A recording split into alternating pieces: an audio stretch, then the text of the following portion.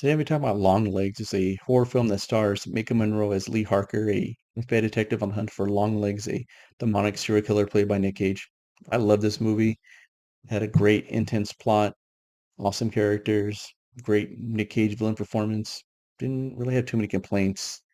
Mika Monroe's great. I've seen her in It Follows, The Guest, and here's Lee Harker. I thought she did a wonderful job as somebody that's disturbed and serious and tense. And I like the scenes where she's in danger and being hunted because the way she moves and the way she heavy breathes, you can just feel the danger that she's in. I thought she did a wonderful job. I like the conversation with her mother and her partner, and pretty much anybody because she's so weird. So wonderful character. Nick Cage is awesome as Longlegs. He's unhinged maniac. He's great in everything. So I love Nick Cage. But I thought it was funny in the promotion of the movie that they made it a big deal not to show what he looks like and keep his image secret. There was even a trailer with Mika Monroe's heartbeat the first time she saw Longlegs. It's like, calm down, guys, cool your jets. But it, they show him like within 2 minutes of the movie starting with no build up whatsoever. I thought that was hilarious. But he looks disturbing. Nick Cage pulls it off. Sometimes it's a little borderline silly. Sort of reminds me of Prince Nuada from Hellboy 2, The Golden Army.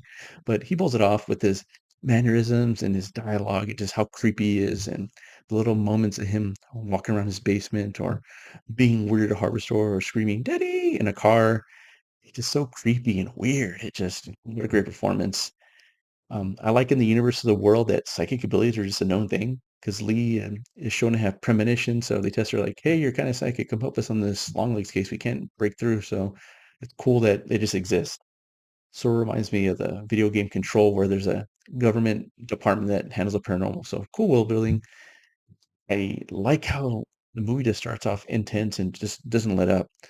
Lee and her partner are canvassing a neighborhood, and she's like, "Hey, he's in there." He's like, "What are you talking about?" So he walks up to the door and just gets blown away by a killer, and just sets the tone that anybody can get killed at any time, and everybody's in danger. So what a cool way to start the movie.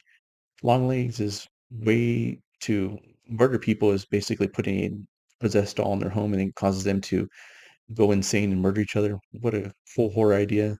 And the big twist of the movie is Lee's mom's been his accomplice her whole life and he's been living in her basement and she's been, helping him put dolls in people's house to cause the murders. Like, what a great plot twist. Totally destroys Lee's world.